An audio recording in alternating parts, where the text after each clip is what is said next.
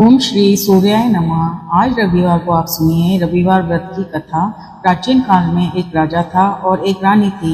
उनके पास सिपाही, घोड़े, दासियां, दास, धन दौलत सब कुछ था, सिर्फ उसकी संतान नहीं थी। इसी कारण वे दोनों राजा रानी बहुत दुखी रहते थे।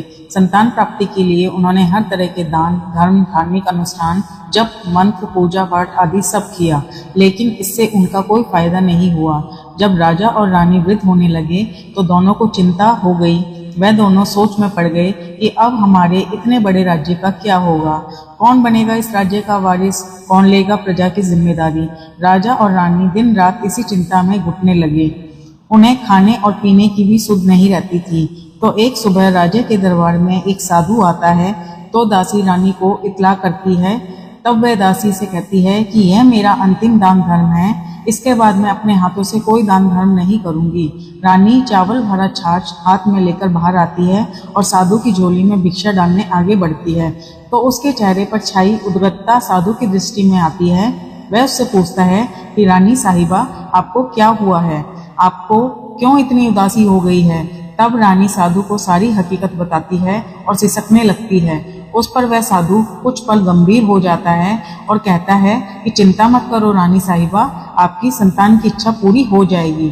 आपकी कोख से एक पुत्र का जन्म होगा, मात्र वह 14 साल तक ही आप लोगों को मिलेगा, इससे आगे वह जीवित नहीं रह पाएगा। इससे बढ़कर आपको कुछ देना मेरे लिए संभव नहीं है। अपनी पूरी बात करते हुए उसने अपनी झोली में हाथ डाला। झोली में हाथ डालकर थोड़ी सी विभूत निकालकर उसने रानी को दी और कहा, आप और महाराज दोनों इसे बांटकर ग्रहण कर लेना, तुम्हें जल्द ही पुत्र की प्राप्ति होगी। और वह साधु अपनी राह पर चला गया। उसके जाने के बाद रानी सोचने लगी कि 14 साल ही सही, उतने समय के लिए हमें पुत्र तो मिलेगा, यही काफी है। उतने साल में उसे जी जान से बड़ा करूंगी और उसे ढेर सारा प्यार और दुलार करूंगी, अपनी संतान की मुराद पूरी करूंगी। उस रात अपना सारा राज खत्म करके राजा जब रानी के महल में गए तो रानी ने राजा को सारी बात बता दी और साधु की दी हुई भूत को भी राजा को दिखाकर बोली कि साधु महाराज ने इस भूत को हम दोनों को ग्रहण करने के लिए दी है। राजा बोले, इतना दान और धर्म किया, जप और तप किया, उसका कोई भी फल नहीं मिला, अब इस विभूत से हमें क्या संतान प्राप्त होगी। उस पर रानी बोली, जब इतना सब कुछ कर लिया तो अब यह सही क्यों नहीं, अब हम उस साधु को बुलवा दें। राजा को अब इस बात पर विश्वास नहीं था, पर रानी को दुख न पहुंचे इसलिए वह राजी हो गया और राजा रानी दोनों नहाते धोते हैं, फिर अपने भगवान का नाम का स्मरण करते हैं, अपने पुरखों का स्मरण करते हैं और उस साधु महाराज का नाम स्मरण करके वह भूत बांटकर दोनों खाते हैं। उसके बाद दोनों निश्चित होकर सोते हैं। तो कुछ दिन गुजर जाते हैं और साधु द्वारा कहे अनुसार रानी गर्भवती हो जाती है। उस पर राजा और रानी दोनों की खुशी गगन में नहीं समाती। राजा रानी से बोलते हैं, महारानी सचमुच साधु महाराज की कृपा हो गई। तो 9 महीने बाद रानी ने एक सुंदर पुत्र को जन्म दिया। राजा ने बड़ी धूमधाम से पुत्र का नामकरण किया। सारे राज्य में 8 दिन तक अंश तर्पण रखा, उत्सव मनाया गया। आप पुत्र की कुंडली देखने के लिए राज्य के सबसे बड़े विद्वान पंडित जी को बुलाया गया, जो कुंडली देखकर पंडित जी बड़े चिंतित हो गए और कहने लगे कि महाराज, हमारा राजपुत्र सिर्फ 14 साल तक ही हमारे पास रहेगा। राजा को तो इस बात की भनक भी नहीं थी। रानी को भी साधु महाराज की बात याद आ गई।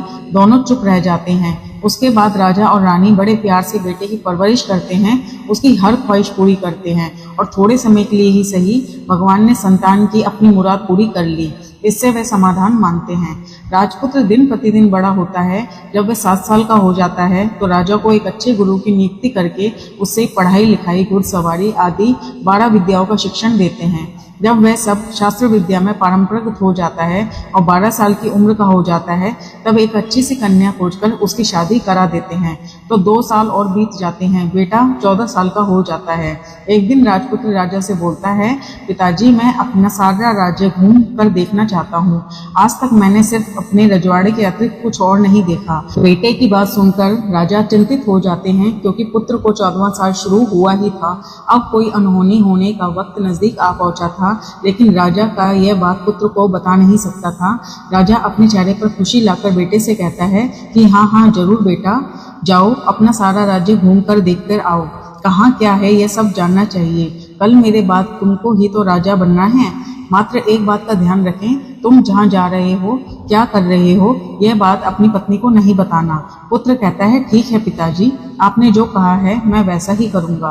राजपुत्र दिन भर अपनी पत्नी के साथ रहता है, खुशियाँ मनाता है और रात को 12 बजे वह उठकर बाहर चला जाता है। फिर सुबह होने से पहले वापस आकर अपने महल में आकर सो जाता है। ऐसा बहुत दिनों तक चलता रहता है और पुत्र का 14 साल खत्म होने में कुछ ही दिन बाकी रहे थे। इतने में उसकी पत्नी यानी छोटी रानी रात में जाग जाती है। वह देखती है कि बिस्तर पर राजपुत्र नहीं है। वह महल में सब जगह देखती है तो राजपुत्र कहीं भी नजर नहीं आते। तो वह क्या करती, किससे कहती? वह चुपचाप रहती है। फिर वह सुबह होने पर देखती है कि उसका पति अपनी जगह सोया हुआ है। वह पति से कुछ नहीं पूछती। लेकिन दूसरी रात भी जब ऐसा ही होता है तो तीसरी और चौथी रात और कुछ दिन तक ऐसा ही चलता रहता है। तब रानी बहुत चिंतित हो जाती है। उसके मन में ढेर सारे सवाल उठते हैं, लेकिन उसे पूछने में डर लगता है, शायद पति गुस्सा न कर बैठे। सास ससुर से पूछने के बारे में सोचा तो उसकी कुल मर्यादा बीच में आ जाती है। तो इस तरह वह मन ही मन घुटती रहती है। इस हालात में उसे खाने पीने में दिलचस्पी नहीं होती। वह दुबली पतली होती जाती है। तो उस राज्य में फूल बेचने वाली एक बूढ़ी मालिन थी। वह हमेशा छोटी रानी को फूल देने उसके महल में आती थी। उस बुढ़िया का ध्यान छोटी रानी पर पड़ जाता है। वह उससे पूछती है कि बेटी, तुम्हें किस बात का दुख है? तुम इस तरह सूख कर काटा क्यों बनी हुई हो? उस पर रानी कहती है, क्या बताऊं तुम्हें अम्मा, तुम्हारा राजपुत्र हर रात्रि को बाहर चला जाता है और सुबह वापस लौट कर आता है। वह कहाँ जाता है, क्या करता है, यह सोच सोचकर मैं अन्न ग्रहण नहीं कर पाती हूँ और सूख सूख कर इस तरह कांटा बन रही हूँ। बुढ़िया ये सब बातें सुनकर एक उपाय बताती है कि बेटा ऐसा करना, आज रात को तुम सोना मत, उसके पीछे जाकर देखना कि वह कहाँ कहाँ जाता है और क्या करता है और उसकी अच्छी तरह से पहरेदारी करना। तो छोटी रानी बोली कि अगर मुझे नींद आ गई तो?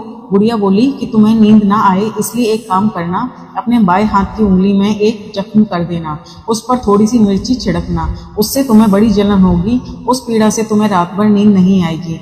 रानी बुढ़िया के कहे अनुसार वही करती है। उंगली की जलन से उसे बहुत देर तक नींद नहीं आती, लेकिन बाद में वह सो जाती है। दूसरे दिन सुबह बुढ़िया फूल लेकर उसके महल में पहुंचती है और पूछती है, क्या हुआ बेटी, क्या तुम देख पाए कि पति कहाँ जाता है? रानी कहती है, नहीं अम्मा, पहले कुछ समय जलन के कारण मुझे नींद नहीं आई, पर कुछ समय के पश्चात मैं सो गई। बुढ़िया कहती है, कोई बात नहीं, तुम अपनी उंगली पर पहले से थोड़ा और बड़ा जख्म करना और ज्यादा मिर्ची लगाना। तो रानी ने वैसा ही किया, परंतु वह सिर्फ पति को बाहर निकलते हुए देख पाती है, उसके पीछे नहीं जा सकती क्योंकि इसे फिर से नींद आ जाती है। दूसरे दिन सुबह बुढ़िया आती है तो उसके पूछने से पहले ही रानी रोकर कहती है, अम्मा, मैं आज भी उसकी पहरेदारी ठीक से नहीं कर पाई। बुढ़िया कहती है, रोना नहीं बेटी, सब कुछ ठीक हो जाएगा। तुम आज रात जख्म और बड़ा करना और उस पर ज्यादा मिर्ची लगाना और एक काम करना कि जब वह जाने के लिए निकलता है तब उसका रास्ता रोकना। बुढ़िया ने जैसा बताया रानी ने वैसा ही किया। आज रात उसे नींद नहीं आती है। पति जब रात को महल से निकलने के लिए चलने लगता है तो वह बुढ़िया ने जैसा बताया वैसे ही करती है। दौड़कर जाकर पति का रास्ता रोकती है और कहती है, कहाँ जा रहे हो, किससे मिलने जा रहे हो, मुझे बताओ। राजपुत्र उसे समझाने की कोशिश करता है, देखो अगर मैंने तुम्हें बता दिया तो मैं दोबारा नहीं मिल पाऊंगा। रानी कहती है, कोई बात नहीं, ना मिल पाओ, लेकिन आज रात के समय कहाँ जाते हो यह मुझे बता दो। राजपुत्र निरुपाय हो जाता है। पत्नी की जिद के आगे उसकी एक नहीं चलती। ठीक उसी समय उसका 14वां साल खत्म हो रहा होता है, 15वां साल लगने वाला होता है। जो होता है वह हो जाने दो, यह सोचता है और कुछ चावल मंत्रों से सिद्ध करके पत्नी को कहता है कि इन चावल के दानों को हाथ की मुट्ठी में पकड़ना, पहले दाएं हाथ में पकड़े चावल मेरे ऊपर फेंकना, मैं कौन हूँ तुम्हें पता चल जाएगा। बाएं हाथ में बाद में चावल मेरे ऊपर फेंकना, मैं जैसा था तुम्हें मिल जाऊंगा। लेकिन यदि तुम बाएं हाथ के चावल मेरे ऊपर फेंकना भूल गई तो मैं तुम्हें कभी नहीं मिल पाऊंगा। रानी ने कहा, नहीं भूलूंगी। रानी बड़े आत्मविश्वास के साथ यह कहकर दाएं हाथ में पकड़े हुए चावल पति के ऊपर फेंक देती है तो राजपुत्र एकदम एक विशाल घोड़ा बन जाता है। एकदम उम्दा सफेद गर्दन पर लंबी अयाल देखते देखते वह तेजी से दौड़ने लगता है। रानी उस घोड़े को एकदम भौचक्की होकर देखने लगती है और पति ने बाएं हाथ के चावल फेंकने की जो बात कही थी वह भूल जाती है। उसकी आंखों के सामने घोड़ा महल से बाहर निकल जाता है। घोड़ा जो महल से बाहर जाता है तो वापस नहीं आता। अब रानी को बड़ा पश्चाताप हुआ, वह स्वयं को कोसने लगी, लेकिन अब उसका कोई फायदा नहीं होने वाला था। राजपुत्र अब वापस नहीं आने वाला था। सुबह होते ही महाराजा को सब बात पता चली। उन्हें बहुत दुख हुआ। वह बिस्तर पकड़ते हैं और राह देखते हैं कि एक दिन उनका बेटा वापस आ जाए। इस तरह 1 महीना गुजरता है, 3 महीने गुजरते हैं, आखिरकार 6 महीने भी पूरे हो जाते हैं। राजपुत्र का कोई अता पता नहीं रहता। प्रधान राजपुत्र को ढूंढने के लिए राज्य के गांव-गांव सिपाही भेजता है, लेकिन उन्हें कोई सफलता नहीं मिलती। इधर रानी अपनी हट के कारण पति गायब हो गया यह सोचकर मन ही मन कोसती है और प्रण लेती है कि कुछ भी करके पति को ढूंढकर लेकर आएगी और उसे वापस जरूर घर लाएगी। एक दिन सुबह उठकर ससुर के महल में जाती है और कहती है कि मैं अपने पति की खोज में जा रही हूँ। महाराज को और क्या चाहिए था, कुछ भी करके उनका बेटा उन्हें वापस चाहिए था। वह बहू को जाने की अनुमति देकर कहने लगती कि बेटी तुम्हें जो चाहिए वह करो, जहाँ जाना है वहाँ जाओ, लेकिन हमारे बेटे को वापस लेकर आओ। अब रानी अपना शाही वेश बदलकर एक सेठानी बन जाती है। कुछ दासियों को, कुछ नौकरों को साथ लेती है, कुछ सामान साथ ले लेती है और राज्य की सीमा पर जाकर वहाँ एक भोजनालय खोल देती है। वहां आने पर सब यात्री को खाना मुफ्त में देने लगती है। मात्र एक शर्त रखती है कि खाने वाले को उसकी देखी हुई कोई अजीब चीज उसकी मालकिन को यानी राजकन्या को बतानी पड़ेगी। तो वहां आने वाला हर नागरिक अपनी तरफ से मैंने ये देखा, मैंने वो देखा कहकर वहां से मुफ्त खाना खाकर चला जाता था। परंतु रानी को जो बात चाहिए थी वह उसे अभी तक नहीं मिली थी। ऐसे में कुछ दिन बीत गए तो रानी के महल में फूल लेकर जाने वाली बुढ़िया के एक बेटा और बहू थे। उनका एक छोटा बेटा था, यानी बुढ़िया का एक पोता था। तो बेटा बहू सुबह काम के लिए निकलते थे तो पोते को संभालने की जिम्मेदारी बुढ़िया पर रहती थी। दिन भर पोते को संभालती थी। एक दिन बुढ़िया को पान खाने की आदत थी तो पान लगाने के लिए चूना चाहिए था। वह उसे तैयार करने के लिए सीपिये लेकर आई। इन सीपियों को भूनने के लिए गोबर के कंडे चाहिए थे। कंडे इकट्ठा करने के लिए वह बांस की टोकरी लेकर चरवाहे के मैदान में गई। वहां बहुत सारे कंडे थे। उन्हें जमा करते करते उसे घर आने में अंधेरा हो गया। इस और शाम होते ही काम से वापस आकर बेटा और बहू घर पहुंचे तो देखा कि बच्चा घर पर अकेला है और रो रहा है। वे दोनों गुस्से से लाल पीले हो गए। इतने में बुढ़िया घर पहुंची तो बेटे ने पूछा पोते को घर पर अकेला छोड़कर कहाँ गई थी। बुढ़िया बताने लगी कि मैं गोबर के कंडे इकट्ठे करने गई थी। इस पर बेटा बोला दोबारा बच्चे को अकेला छोड़कर यदि कहीं गई तो मैं तुम्हें बहुत पीटूंगा। बुढ़िया कहने लगी नहीं बेटा, फिर कभी ऐसा नहीं करूंगी। लेकिन दूसरे ही दिन बुढ़िया वह बात भूल गई और फिर चरवाहे के मैदान पर कंडे इकट्ठे करने के लिए चली गई। शाम को जब बेटा बहू काम से वापस लौटे तो देखा कि बच्चा घर पर अकेला है और रो रहा है। अब उसके बेटे की सहन शक्ति कम होने लगी और बुढ़िया के वापस आने पर उसे घर से निकाल दिया। बुढ़िया रात भर घर के बाहर अंधेरे में बैठी रही और सुबह होते ही हाथ में टोकरी लेकर कंडे इकट्ठा करने के लिए निकल गई। उस दिन उस पर कंडे इकट्ठा करने का मानो पागलपन सवार हो गया। कंडे इकट्ठे करते करते जब अंधेरा हो गया तो उसे मालूम ही नहीं चला। उसे जब ध्यान आया तो गांव का रास्ता भी ठीक ढंग से दिखाई नहीं दे रहा था। वह अंधेरे में आंखें फाड़कर देखती देखती किसी तरह आगे बढ़ निकली तो एक कपिला गाय छन छन की आवाज करती हुई गले की घंटी बजाते हुई ठुमक कर उस मैदान में आ गई। उसे देखकर बुढ़िया सोचने लगी कि इस गाय के पीछे पीछे जाऊंगी तो गांव तक पहुंच जाऊंगी। तब बुढ़िया उसे पीछे पीछे जाने लगी। वह गाय उस मैदान से लेकर एक एक करके 6 मैदान पार करती है। आखिरकार वह 7वें मैदान तक पहुंचती है तो क्या होता है कि उस मैदान में एक बड़ा सा पत्थर है। गाय जाकर उस पत्थर पर अपना सींग मारती है। जब गाय ने सींग मारा तो वह पत्थर दूर हट गया और पाताल में नीचे जाने की सीढ़ियां दिखाई देने लगी। तब वह गाय उन सीढ़ियों से नीचे जाने लगी। बुढ़िया वह सब देख रही थी और झट से जाकर गाय की पूंछ को पकड़ लिया। वह गाय के साथ नीचे पाताल में चली गई और तुरंत ही गाय की पूंछ छोड़ दी और इधर उधर देखने लगी। उसने देखा कि वहां दीप और दिए जलते हैं। तेज रोशनी गाय के ऊपर पड़ती है और वहां अद्भुत घटनाएं घटने लगती हैं।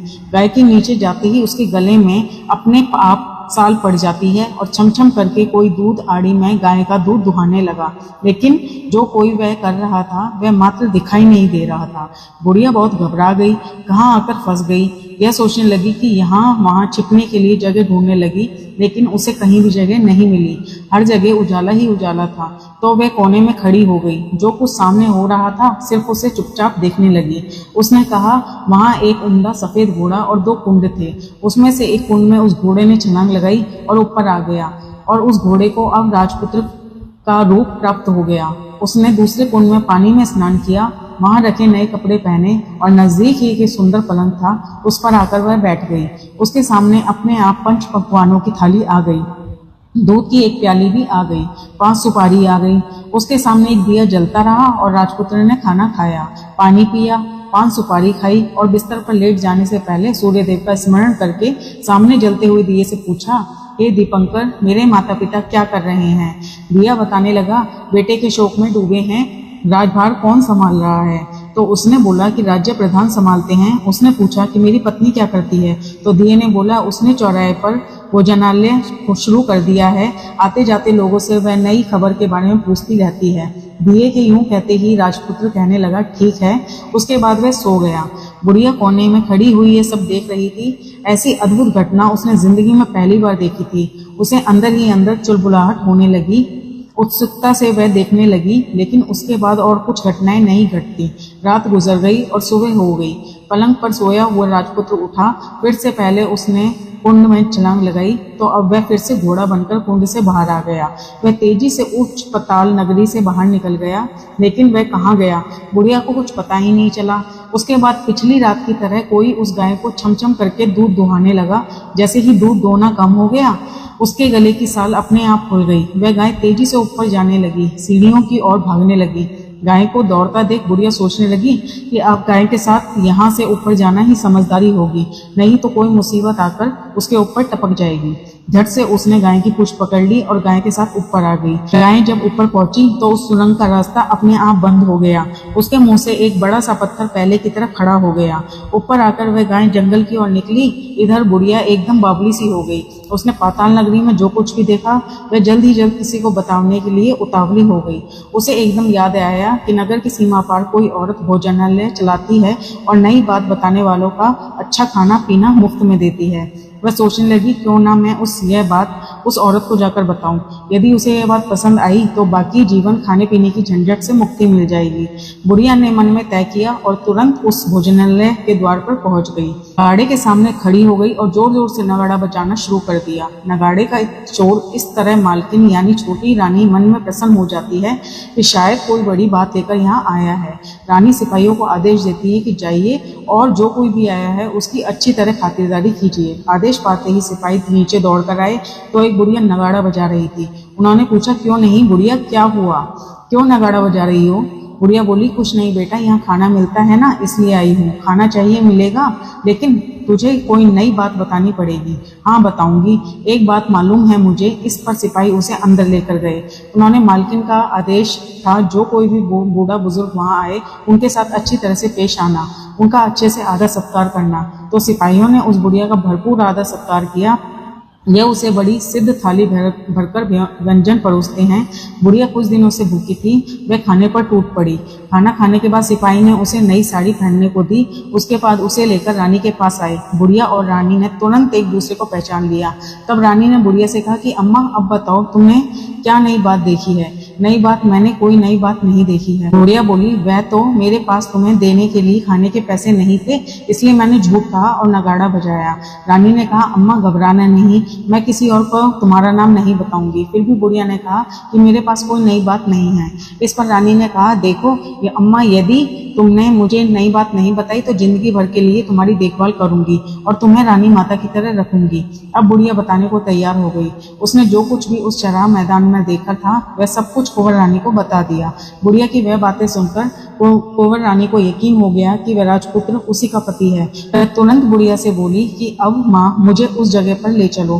तो बुढ़िया बोली, नहीं बेटी, वह पाताल राज्य है, सांप है, यदि किसी ने तुम्हें देख लिया तो तुम्हारी जान खतरे में पड़ सकती है। लेकिन रानी उसकी एक भी नहीं सुनती, उसे उस जगह पर ले जाने के लिए हट करने लगी। आखिर में बुढ़िया ने उसका ही कहना मान लिया और कहने लगी, ठीक है, मैं तुम्हें वहां ले जा सकती हूँ, पर आज नहीं, कल जाना तो शाम को ही जाना होगा। और तो दूसरे दिन को दोपहर को रानी बुढ़िया के साथ उस मैदान पर गई और एक जगह छुपकर गाय के आने की राह देखने लगी।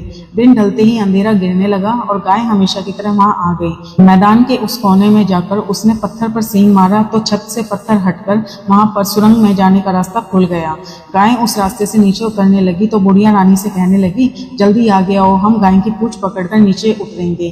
तो दोनों गाय की पूंछ पकड़कर नीचे उतर गईं। बुढ़िया पहले जिस कोने में छिपी थी उस कोने में छिप गई। अब नीचे सब कुछ पहले जैसा ही घटित हो रहा था। गाय के गले में अपने आप साल पड़ गई। कोई अदृश्य रूप से उसका दूध धोने लगा। एक सफेद उम्दे घोड़े ने आकर एक कुंड में छलांग लगाई तो राजपुत्र के रूप में ऊपर आया। वह राजपुत्र दूसरे कुंड में नहाने लगा। बाद में उसके सामने खाने की थाली आ गई, दूध की प्याली आ गई, पान का बीड़ा आ गया। राजपुत्र सब ग्रहण करके सोने के लिए पलंग पर गया तो सोने से पहले सूर्यदेव का स्मरण करके वह दिए से पूछने लगा, दीपांकर, मेरे माता पिता क्या कर रहे हैं? तो दिया कुछ जवाब नहीं देता है, बल्कि वह बुझने लगता है। तब राजपुत्र को कुछ घटित हुआ। इसका संदेह हो गया कि वह उदास हो गया है और जो कुछ भी हुआ है वह हो जाने दो, ऐसा सोचकर वह फिर से बिस्तर पर लेट गया। अब रानी का संयम टूटा। वह दौड़कर अपने पति के पास गई और उसके पैर पकड़ने के लिए आगे बढ़ी। राजपूत तुरंत ही पत्नी को पहचान गया। वह छत से पीछे हट गया और चिल्लाने लगा, नहीं नहीं, मुझे मत छूना, सर्वनाश हो जाएगा। रानी दोनों हाथ जोड़कर पति से अपनी भूल स्वीकार करने लगी। स्वामी, मुझसे भूल हो गई है। मुझे आपसे नहीं पूछना चाहिए था कि आप रात को कहाँ जाते हो। मैं अपनी भूल स्वीकार करती हूँ। मुझे मेरी भूल की सजा मिल गई है। अब आप घर चलो। आपके वियोग में आपके माता पिता ने बिस्तर पकड़ लिया है। आपकी प्रजा भी बहुत दुखी है। उस पर राजपुत्र कहने लगा, वही तो एक बार तुम गलती कर बैठी हो, अब दोबारा मत करना, नहीं तो मैं तुम्हें नहीं दिख पाऊंगा। रानी अब विलाप करने लगी, जोर जोर से जमीन पर सिर पटकने लगी। राजपुत्र के मन में उसके प्रति दया उत्पन्न हो गई। वह उससे कहने लगा, यदि तुम मुझे पाना चाहती हो तो तुम्हें एक काम करना होगा। काम कठिन है, लेकिन वह तुम्हें अकेले ही करना होगा। रानी ने कहा, कहो स्वामी, कितना भी कठिन काम हो मैं पूर्ण करूंगी। रानी कहने लगी। इस पर राजपुत्र ने उसे बताया कि इस पाताल से ऊपर जाते ही तुम्हें एक घना जंगल नजर आएगा। ऐसे 6 जंगल पार करने के पश्चात तुम्हें एक 7वां जंगल मिलेगा। वह जंगल सबसे घना है। उस जंगल के बीचों बीच एक पीपल का वृक्ष है। उसके आसपास की जगह पत्ते, फंदे, जटाएं आदि से ढक चुकी हैं। वहां पर बाघ, शेर, सांप और भालू बैठते हैं। तुम्हें उन सबको भगाकर वह जगह साफ करनी है। उसको गोबर से लिपाई करके पवित्र बनाना है, रंगोली से सजाना है। उसके बाद वहां धूप, कपूर, अगरबत्ती जलानी है, फूल कुमकुम से पेड़ की पूजा करनी है, दूध और दही से बने चावल का भोग चढ़ाना है। यह सब तुम्हें दोपहर को 12 बजे से पहले करना है। 12 बजने के बाद तुम्हें उस जगह पर बैठकर सूर्य भगवान का ध्यान करना है। ठीक 12 बजे सूर्य भगवान का रथ वहां उतरेगा। वह सब देखकर खुश हो जाएंगे और कहेंगे कि जिस किसी ने भी यह सब किया है उसे मैं मनचाहा फल दूंगा। तो तुम सामने जाकर उनके रथ का दाहिना घोड़ा मांगना, मैं तुम्हें मिल जाऊंगा। इतनी बात कहकर राजपुत्र अपने पलंग पर सो गया और छोटी रानी भोर होने की राह देखने लगी। भोर होते ही वह बुढ़िया के साथ गाय की पूंछ पकड़कर ऊपर आ गई। ऊपर आने के बाद वह बुढ़िया से कहने लगी कि अम्मा, अब मैं अकेली ही आगे जाऊंगी, तुम भोजनालय वापस चली जाओ। वह जंगल में जाकर राजपुत्र की बताई हुई जगह ढूंढने लगी और स्वयं आरी से वह जगह साफ कर दी। बाद में राजपुत्र ने जैसा बताया वैसे ही लिपाई पुताई करके वापस आ गई। दूसरे दिन सुबह होने से पहले उठी और जंगल में उस जगह पहुंची। वहां जाकर इत्र और गुलाब का पानी छिड़ककर उस जगह को सुगंधित धूप अगरबत्ती जलाकर उसे पवित्र किया और पूजा की सब सामग्री तैयार कर पूरे भगवान का ध्यान करके बैठ गई। जैसे ही पति ने बताया कि दोपहर को ठीक 12 बजे सूर्य भगवान का रथ उस पीपल के पेड़ पर आकर रुका है, सूर्य भगवान ने जब रथ से नीचे देखा तो सुगंधित वातावरण देखकर वह बहुत प्रसन्न हो गए। फिर वह बोले कि जिस किसी ने ये काम किया है वह वह यहाँ आकर मुझसे कुछ भी मांगे, मैं उसे दूंगा। रानी ने जब ये शब्द सुने तो बिना समय गवाए दौड़कर उसके सामने गई और उनको साष्टांग नमस्कार करके बोली, भगवान, वह मैं ही हूँ, मैंने ही ये जगह साफ की है। अच्छा, तो तुम्हें जो चाहिए वह मांगो। भगवान, मुझे आपके रथ का दाहिना घोड़ा चाहिए। सूर्य भगवान बोले, नहीं नहीं, मैं तुम्हें कुछ और दे सकता हूँ, लेकिन यह घोड़ा नहीं दे सकता।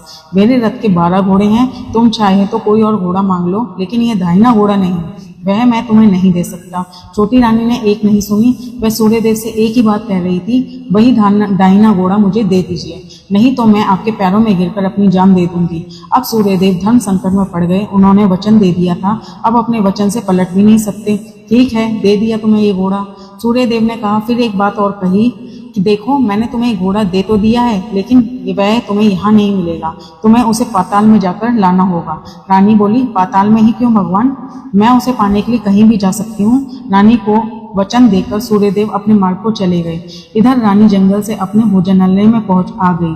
फिर वह बुढ़िया को लेकर उस मैदान पर आ गई और जल्दी ही शाम हो गई।